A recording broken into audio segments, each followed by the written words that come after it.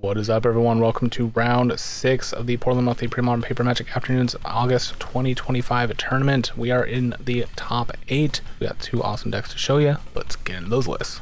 First up, we have Curran return to the screen with Angry Elves. While this is the first time he's been on camera this month, you are probably very familiar with him, making multiple top 8 appearances and winning several of the Portland Monthlies over the last year and a half. If you're not familiar with this deck, I don't know where you've been, but Elves is a big mana deck. I hesitate to call it a combo deck. It's definitely a very interactive deck using Survival of the Fittest to generate tons of card advantage with Sligh and also Anger to go find all your key toolbox pieces while also having the underlying framework of Elves to generate tons of mana. Your big mana payoffs are usually a Masticore or a Deranged Hermit, which you're able to bounce multiple times sometimes to make an army of elves to swing for the win. And as mentioned with all of your mana dorks, Tangle Wire is usually not a big problem, so the deck also is running some stacks effects. I do think the sideboard is a little different than the last time we saw this deck, so I'll run through that real quick, but the main looks fairly similar except in that there is actually no Rishadan ports or Wastelands in the main, which is notable. As for the sideboard, there is 4 Call of the Herds, 1 Tranquil Domain, 2 Tormod's Crypts, 4 Naturalize, and 4 Wall of Blossoms. Notably also forgoing the Winter Orbs that he's had in the sideboard for a few monthlies, maybe trying something a little bit different. Anyways, this deck is fast, this deck is mean, this deck wins tournaments. But before we get to that,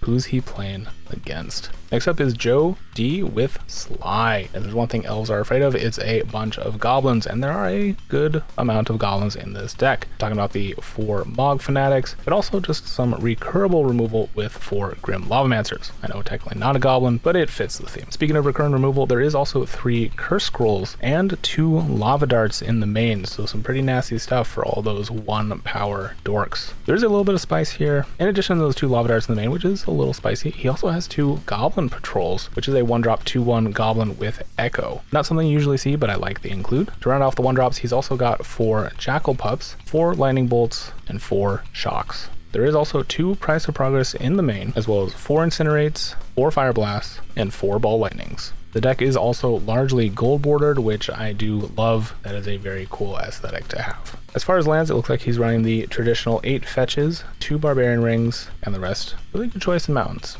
Dig that. As for the sideboard, it looks like he's got 2 Goblin Cadets, which are good for the non-creature or creature-light matchups, 2 Overloads, 4 Pyroblasts, 2 Earthquakes, the other 2 Price of Progress, 2 Anarchy, and the 3rd Lava Dart. This deck is also fast and also mean and does have the sideboard tech to really hinder the elf plan, so this should be an interesting match. Let's get into it. And here we go. Start of the top 8 here for the August monthly. Curran on the left, Joe on the right. Now, since this is top 8, seedings are determined on, well, who goes first is determined on seedings, or pairings, I should say. I'm not actually sure who's the higher seed here, but it looks like Curran is actually going to be mulliganing his hand, so we'll cut to when he has a capable hand. Curran looking for 5 here. Unfortunately, his 6 was a 1-lander, and it was a Gaia's Cradle. Cradle, a very powerful card, except when it is the only land in your hand. That is not the case this time. There is multiple lands here. Looks like he's got a 1-drop. I don't know if he's got a Mana Dork, but this is keepable. At the very least, get things started. Alright, there's a Forest. Into a Curran Ranger. Pass. And Joe, with his full 7,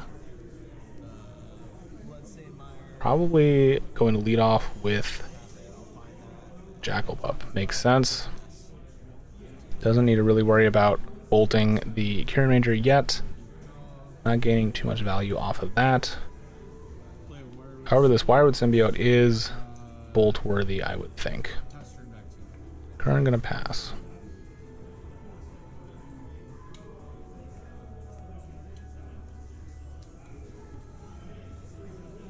Draw for turn. I believe that's the Goblin with Echo. Probably going to get played out here in addition to a Bolt. Joe with a third land in hand is probably pretty keen to crack that Bloodstained Mire. And Joe maybe a little unaware of the Jackal Pup stays. It's before damage. A little bit unaware of the Wirewood Symbiote's tricks. Does save Curran a bit of damage here. But really the symbiote should have been bolted before combat. I'm actually not super familiar with Joe's level of experience with Premodern, so maybe not aware of elves or have not played against elves. Really only Curran plays elves. There are a few of us that do have. Ooh, there's a Tangle Wire. Slow thing down a little bit, which is exactly what Curran wants to do against Burn. Yeah, needless to say, there's not a lot of people in our meta playing elves, so people may not have the experience on how to deal with them. Exactly, it looks like Curran giving a little instruction on how Tangle Wire works. Okay, we are going to bolt Curran directly, okay? Not taking care of the Wired Symbiote. Now, this is actually kind of nasty. The way active player, non-active player works, yeah, the Goblin cannot... Well, actually, no, you could tap the mountain in response to then pay the echo cost. Yes, that does work. Current doing active player, non-active player, but Joe can still tap the mana in response. And could actually cast something here too. He does have plenty of instant burn. Okay, so paying for the echo cost. Yes, that is correct. And then tap the other 3 down. Yep. Good thinking through that plan. Alright, another mountain for turn. And a shock available to him. Again, maybe not super familiar with the Tangle Wire, but being able to shock the symbiote so that he doesn't have an extra thing to tap down. Fairly relevant. Taking Curran off of one land could be hugely important. There's a Land War Elves. And turning a forest to untap the Wirewood Symbiote. To then play out this. Okay, I see what happened, yeah. Then play out the forest again to play out another Wirewood Symbiote, and now there was a shock in Joe's hand that he could have cast. No, wait, was that a Ball Lightning? Might have been a Ball Lightning.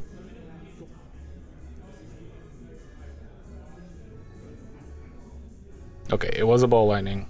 I saw it as a shock. He also does have an Incinerate. But here's Ball Lightning, getting in for 6. Has Trample, so the Wirewood Symbiote trick does not work here. And Joe has another one to follow it up with. I'm gonna tap 2.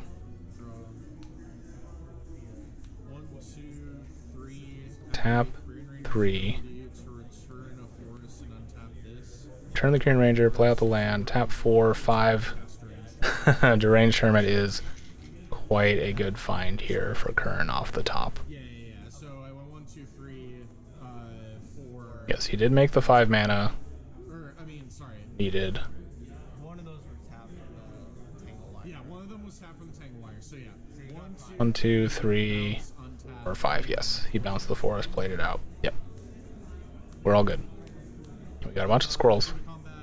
I will attack for 3 damage. And go to combat, swing for 3. And then main phase 2. Say go. And Joe is in trouble here. My hand with Symbiote to untap Crater. Oh yeah. Okay.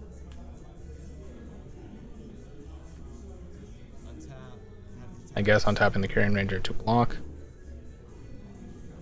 Didn't really need to do that. Alright, Joe tapping the Jackal Pup and the Mountain. Now he does have another... Yeah, exactly. Ball Lightning. But that is a bunch of 2/2 squirrels. And unfortunately, I don't think he has... He doesn't have the mana for Incinerate. If he had Okay, he's tapping with the goblin as well. If he had tapped down the goblin instead of one of the lands, he could have incinerated the... Oh wait, the Drain Hermit. He could bounce the Drain Hermit. I totally missed that. Okay, so just a bunch of 1/1s. Still getting 3 damage in here. The squirrels will die. That is curious that Curran bounced the Ranged Hermit on his turn instead of Joe's. Being able to hold up a bunch of blockers could have been relevant. But yeah, we'll just cast the Deranged Hermit here. Get some more squirrels. Swing for 3. Both players at 5, it looks like. I'm going to return Curran Ranger with Symbiote to Alright, tapping the Landwar Elves, bouncing the Curran Ranger with the Wired Symbiote to play out. Curran Ranger again. Just give him one more blocker.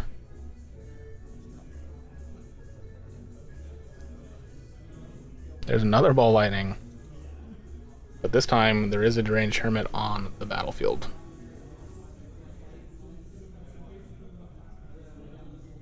Now, Joe does have...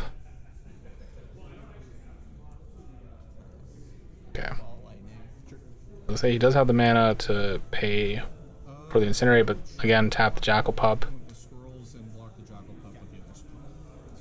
Joe will be taking 2 off the Jackal Pup here. Yeah, pointing out that there is a Squirrel Lord on the battlefield. Curran gonna then bounce the Wirewood Symbiote, or the Deranged Hermit back to hand with Wirewood Symbiote. Okay. For the 3rd time this game, a bunch of elves are hitting the battlefield. First, though, we're gonna swing for 3. Or a bunch of squirrels, I should say, are hitting the battlefield. Tapping 5. There's some more 1/1s, which are 2/2s with the Deranged Hermit. Lethal is on board here. Okay, gonna bounce a forest, play a forest. And there's a Fyndhorn Elves. Say go. And I'm not sure what Joe draws that gets him out of this. Incinerate. Lava Spike is interesting. He can potentially try bouncing the Deranged Hermit. That was an instance where Joe could have tried to hit the Deranged Hermit with the Lava Spike and then the Incinerate, and then could have flashed. Well, I guess you couldn't really flash back then. You have to sequence that very interestingly. Do you Lava Spike the Deranged, or do you Lava Spike the Wirewood Symbiote that hasn't been activated yet? Then I think Curran just activates it again. Alright, there's a Lava Spike on the Deranged Hermit and an Incinerate, but it's not going to be enough. We're going to go to game number 2.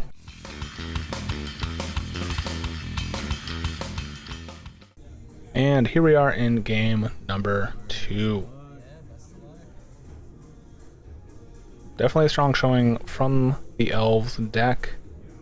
Maybe a little bit of unfamiliarity with the Elves archetype from Joe there, but again, this is one of the reasons why I love having the recording setup. Players get to watch back their games, see if there's anything they would do differently. It is a great learning experience and a positive experience as well, which is why we don't tolerate any negativity in the comments. You can be constructive, but be positive about it. Don't be a little shithead. We're far enough in the video, I think I can say that without getting demonetized. If you're an ass, you will get muted. No one will see how much of a jackass you are. So, be nice. Helps everyone. Magic is a game. You get better at it by playing it, by learning, by watching.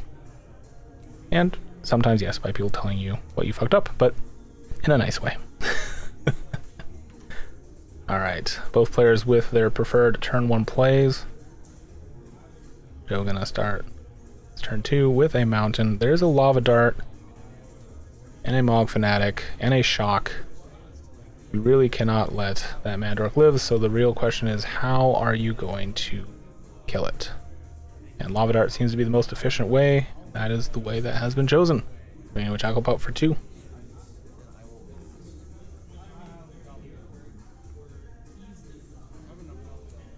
Second forest here for Curran into a Wall of Blossoms. One of the reasons why it's in the sideboard is for the aggressive creature matchups. Goblins specifically, but burn is also a great deterrent. Alright, there is a Ball Lightning. If I was Joe, I'd do the exact same thing. Fetching here for a mountain, and I have to imagine we're getting a little ballsy. Swinging for probably just the whole team, to be honest. 9 total. Curran probably blocks the Ball Lightning. Eating 4 damage and losing your Wall of Blossoms is not the worst.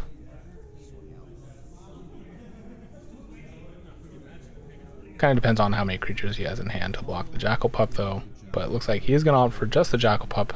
Take 7.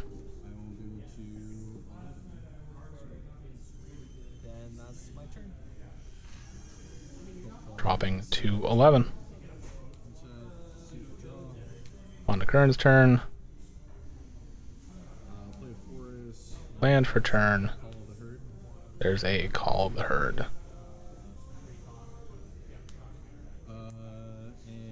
And a Yu-Gi-Oh card to represent the elephant. I stopped playing Yu-Gi-Oh long time ago. I could not tell you what that card actually is.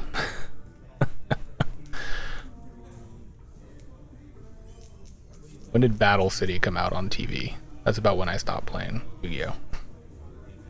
That was a cool season, though. Okay, there's a real token.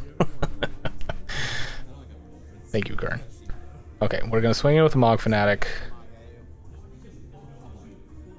Gonna block with the Wall Blossoms. I'm not sure... Oh, fetching here.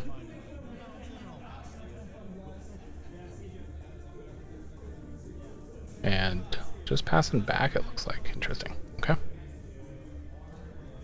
I'm not sure what that attack was bluffing, because that Mog Fanatic is a great chump blocker for the elephant token, which may or may not be swinging in this turn. It is a pretty good attack, especially with only a Jackal Pup up as a blocker. Can't kill it, and you take 3 anyways. And it looks like, yes, we're just going to be flashing back. Call Herd, get another elephant. Or a sheep.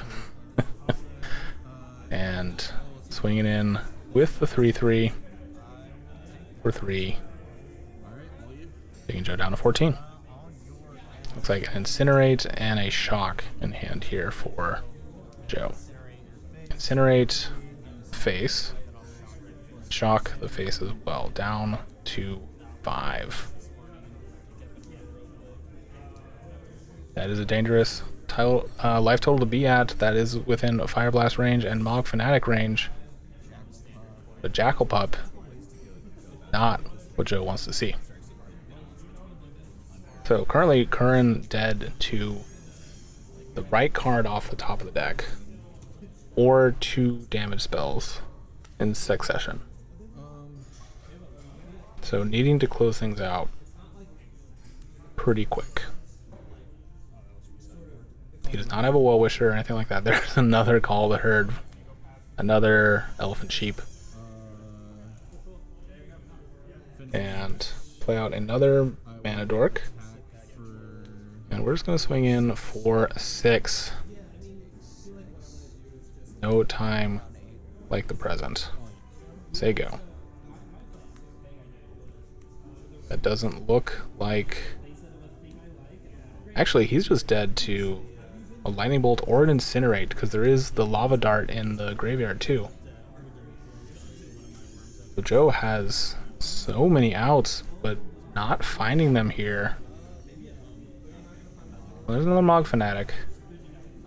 Alright, Curran at a functional 2 life here. We're gonna realize that, yes, that Lava Dart's still in there. Tapping 3. Oh. for, yeah, Tribal Force Mage, +2/+2 and trample. And that is going to be lethal. The Sligh deck out muscled. And Curran takes it down in a clean 2-0. Great games from both players. That was a real nail biter there at the end. Joe literally had so many outs and Curran just dodging them all. But hey, that's magic sometimes. If you made it this far, make sure to hit that like button. And if you're not subscribed yet, please subscribe to the channel. That is one of the best ways to support what I'm doing. But if you've already been subscribed and you want to help out what I'm doing financially, consider joining the Patreon for as little as $1 a month. You get your name up here with all these other wonderful patrons. Thank you all so much. Link is displayed on screen or in the video description. Money from the Patreon goes towards gear upgrades, travel expenses, and just helping me make more videos. Thanks again for watching, and I'll catch you next time.